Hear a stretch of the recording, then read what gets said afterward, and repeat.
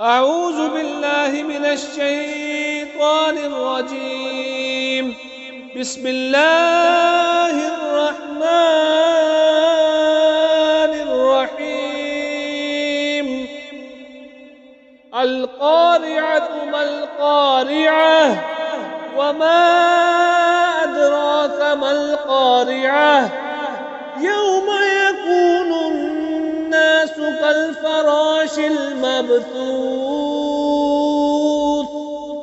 وتكون الجبال كالعهن المنفوش فأما من ثقلت موازينه فهو في عيشة راضية وأما من خفت موازينه فأمه هاوية وما